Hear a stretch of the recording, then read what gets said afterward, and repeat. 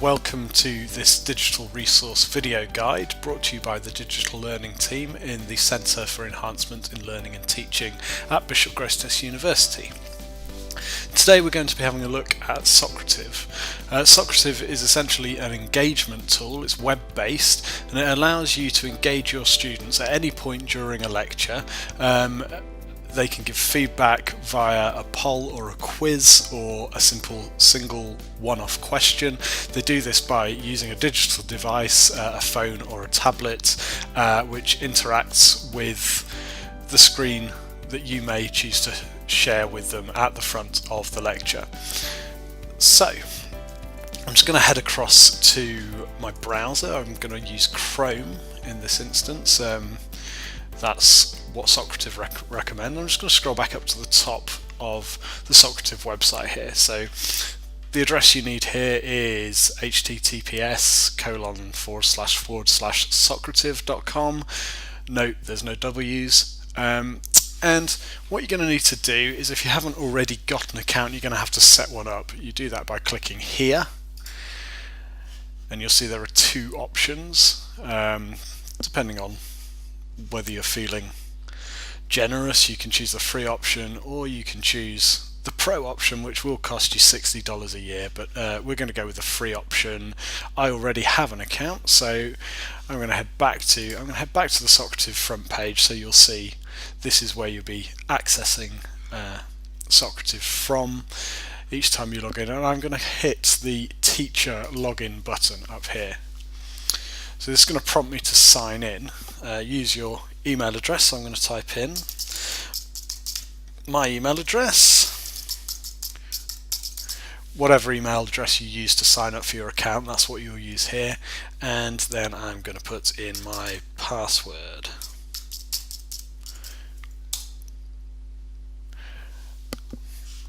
I'm going to tell Chrome not to remember that password.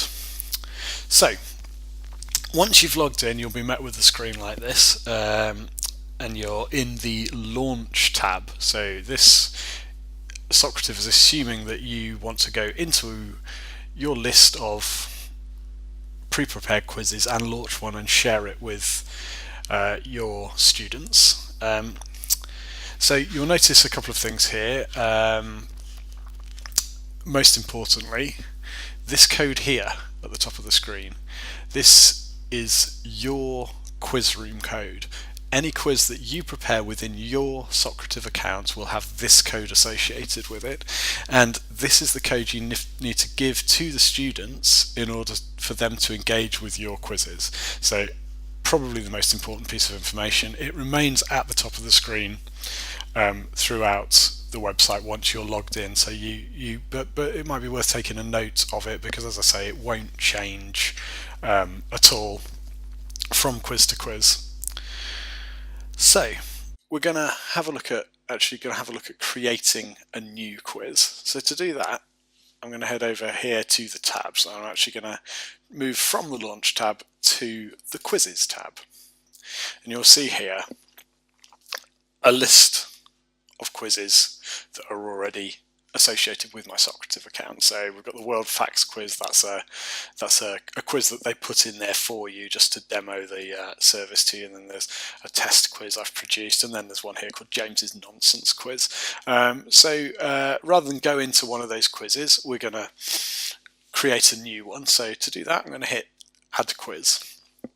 I get these two options, Import and Create New. I'm going to hit Create New. So first thing I need to do is give my quiz a name. Bear in mind that list of quizzes, if you use the service a lot, is going to get quite long, so the name you choose should hint quite heavily at the quiz's content, so it's easier for you to find that in the future when you want to come back to it. So I'm going to call this one James's Nonsense Quiz Part 2. Excuse me. James's Nonsense Quiz Part 2. Okay, so my quiz now has a name. Now I can start now to add questions to my quiz. So I'm going to start with, you'll see here there's 3 different types of question that Socrative allows you to input. It's a multiple choice, a true and false, and a short answer. So for this quiz, let's say I'm going to have one of each, and I'm going to kick off. I'll do them in this order. I'll kick off with the multiple choice quiz. So I'm just going to click the multiple choice option here. So you'll see there's a field to enter your question. There's an option of uploading an image to go with the question, and then you can enter your answers down the side here. So I'm going to go with opening question. What is your favourite colour? Option A, brown.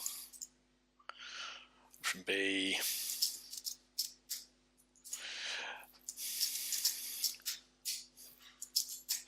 so I only want four options here to choose from. I've been given as default by Socrative, I've been given 5 options. If I don't want that many, I can simply hit the cross next to the one I don't want. If I want more, I can just add more as I go. So I'm going to go with 4, A, B, C, and D. So you can see here you've got the option to mark an answer as correct. So we can mark brown as correct. So there we go.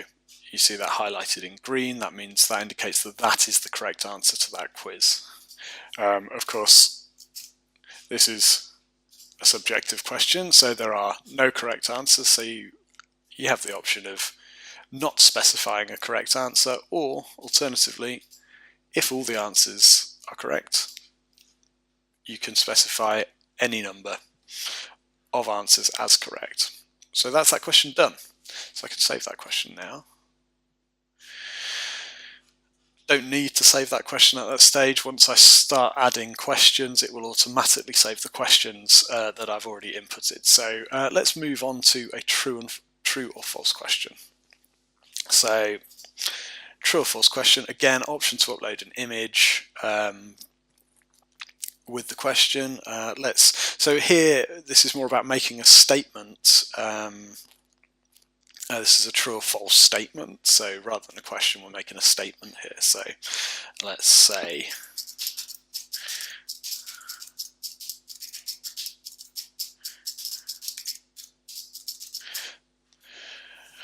and then we have the option here to specify whether or not the correct answer to that statement is true or false. So in this case, we're going to stick with true, which is the default. You'll notice that it defaults to true, but we can equally specify false. But in this case, as we all know, the rain in Spain does indeed stay mainly in the plain, so we're going to stick with true.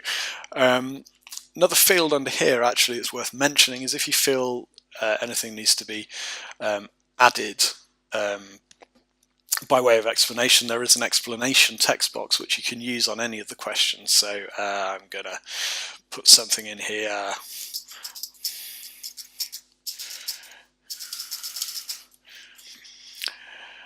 By way of explanation of that question. So this time I'm just going to move on. So I'm going to show to you. I could click save here to save that question, but I'll just show, just demonstrate to you that that's not actually necessary. I can just add another question, and the previous question you'll see here is automatically saved. So again, this is a short answer question, so this is slightly different. We are allowing this question to be answered via free text fields. Ideally, this should be just short answers, 1-2 word answers. So let's think of a question.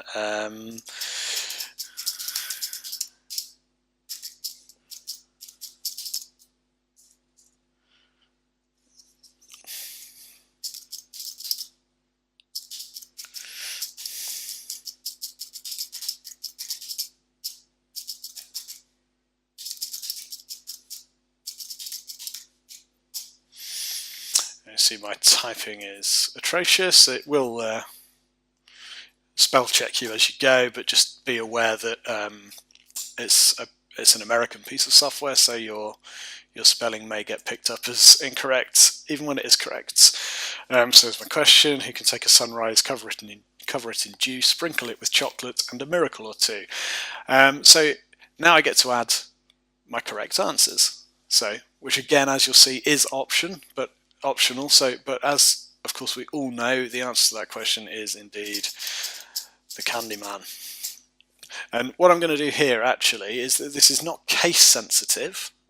So it wouldn't matter whether students use caps locks or the shift key at any stage in answering this question, as long as the keystrokes are the same, as long as the characters are correct in that order. So what I will do here is, just in case anyone thinks Candyman is one word, I'll add that in as a correct answer too. Again, at the bottom here, option to insert an explanation, but that's a very straightforward question. So there we go. Let's save that one, and I'm going to say that that is James's Nonsense Quiz Part 2 completed. So I'm now going to head back up to the top here and save and exit this quiz. So that's going to take me back into the quizzes menu of Socrative. A slight kind of quirk of the system that I've noticed is that the quiz now does appear in the list of quizzes, but it's not taken its name yet. It's called Untitled. I'm just going to hit refresh, and hopefully that's just updated that piece of information and it's now taken on the title. So you can see here, that's my new quiz. And it's been created, it's ready to go. So I'm going to head back over to the Launch tab. Now that you've created your quiz, you want to run it in a lecture scenario in front of students. So to do that, we're going to do that from the Launch dashboard again, which again, just to remind you, you can find under the Launch tab within the Socrative.com website. So to launch our quiz, I'm going to click on the quiz button here.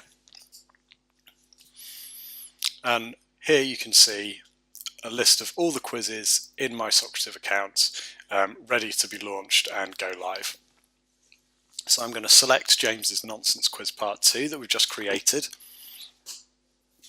And then I'm going to click the next button down here. Now, I've got several options here to choose before my quiz goes live. The first one is the delivery method. We've got 3 different delivery methods: instant feedback, open navigation, and teacher paste. If you click on these information icons here, you will just learn a little bit about what each of those delivery methods means. But I'm going to stick with teacher paste. This is a delivery method that allows me to go through the questions in order and controlled by me. So I, as the lecturer, will click from one question to the next, and students will have to wait for me before they can answer any subsequent questions. So I'm going to select teacher paste here, and you'll notice from the list of additional settings, the setting require names is applied as a default. There's several settings here that you may or may not want to switch on, but I'm going to turn require names off because that's going to allow my students to answer my questions anonymously. You can require students to give their name at the beginning of each quiz, but then of course that level of anonymity is lost, which you may or may not want. So I'm happy with that. Teacher paste quiz, I'm not going to ask for any names, it's going to be anonymous, so I'm now going to click start. And you'll see here my quiz is now live. This is the screen that you would display if you wanted to on the screen at the front of the classroom or lecture theatre. And I need to invite my students now to join me in the quiz room. So what I would ask them to do is I'd ask them to take their digital device, whether that's their phone or their tablet or a laptop, doesn't really matter what it is. I'd ask them to navigate to their browser and go to www.bishopg.ac.uk/quiz. Alternatively, there is a Socrative app that can be downloaded to devices for student login. They'll then see a login screen, and the only piece of information that they need to put into this login screen is this piece of information right here. You remember we spoke about this earlier when setting up the account. This is your quiz room ID. So any quizzes that you run within Socrative are accessible to students via this code here.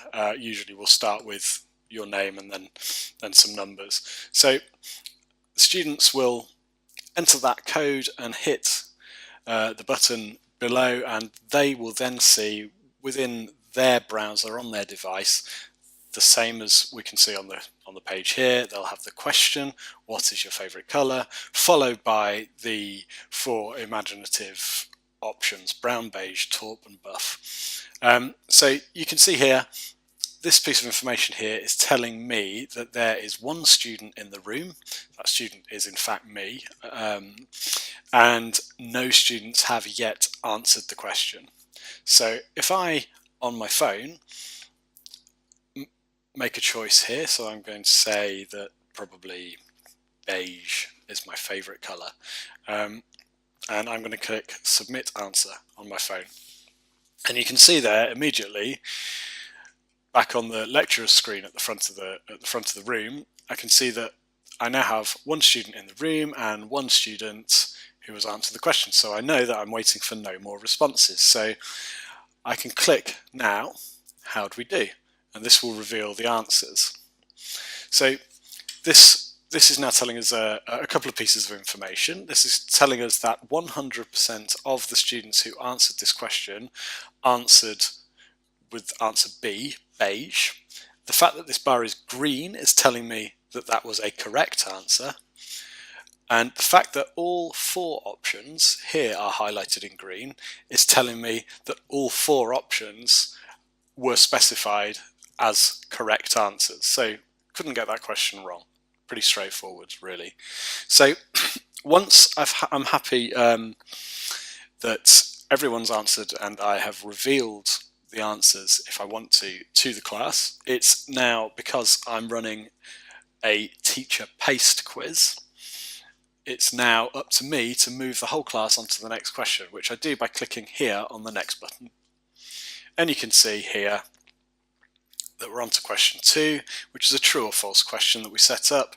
The statement at the top reads, the rain in Spain stays mainly in the plain. Now, you know, I've got 2 options here. I can see them on my phone as a student in front of me, and I'm thinking, yeah, I'm pretty up on my musical theatre, so I think that's probably true. I'm going to submit the answer. Again, here, immediately on screen, I see that I have one student in the room, and that student has indeed submitted an answer. So I can now click how did we do? And I can see, again, 100% of the students selected true as the answer, and true is the correct answer, and true is this time the only correct answer. Obviously, with a true or false question, there can only be one correct answer. Remember that we filled out the explanation box when we were setting this question.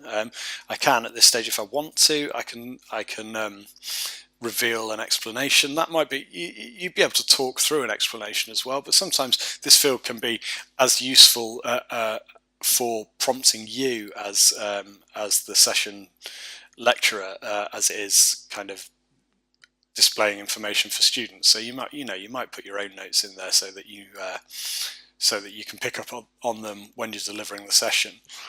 So there we go. That's question 2 out of the way, fairly straightforward. Again, I can click next as a teacher, as the teacher paced quiz. I can click next to move this on to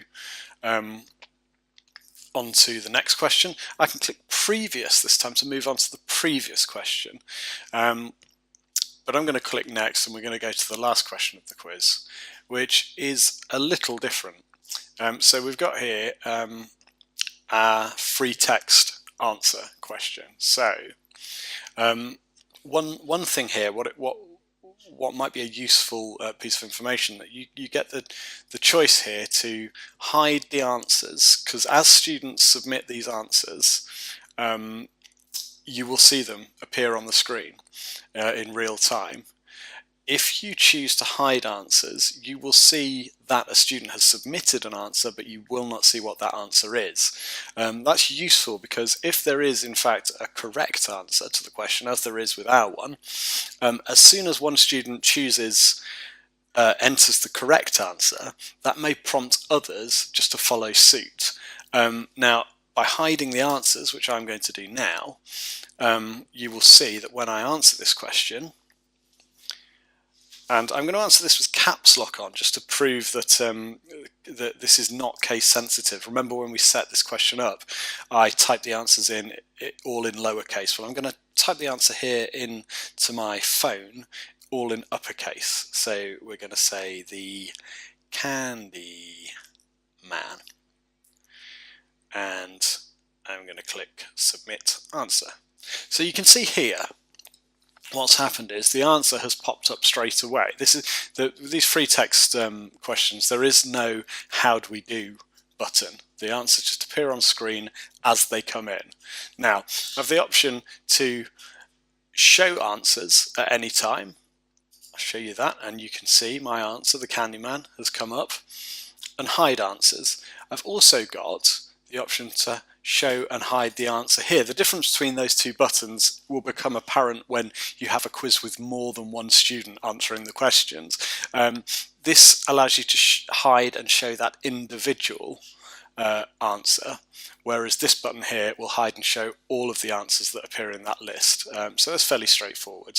The other button here, which won't do anything on our quiz because we've set our quiz up to be anonymous, but if you had requested students' names, you'd actually be able to display those names on the screen as well alongside the answer. Obviously that has its uses, but just there's an element of thinking that has to go into how and when you might use those features live on screen in a lecture. But those are the three different types of quiz question that Socrative.com will allow you to use, and you know, there's scope to use this tool quite innovatively really in lectures. It has been used in the past to collect feedback on lectures at the end of lectures, and indeed there are some default quizzes that will allow you to do that. But as you can see, and hopefully as you can see from today's demonstration, the applications are rather more wide-ranging than just collecting feedback. So it'd be great to know how people are getting on with that. So that's the end of the quiz. And I am the teacher. This is a teacher-paced quiz, so it's up to me to finish the quiz. Now, this is possibly the point at which you might want to stop sharing your screen with the students, but maybe not. Maybe you would like to share this. You're met with three options when you finish a quiz.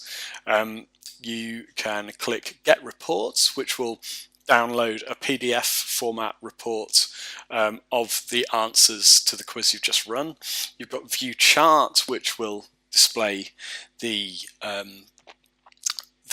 report on screen for you to review, or the option to launch, which simply takes you back to the Launch tab of your Socrative room without reviewing any of the answers. I'm going to use that option now. I'm going to click that, and you'll see that I'm then returned to the launch section of Socrative, where I can, if I wish to, launch another quiz or fire off a quick question. Exit ticket is the feedback quiz that I mentioned just briefly earlier, but that really does conclude the demonstration, and I hope that's been useful. Thank you very much.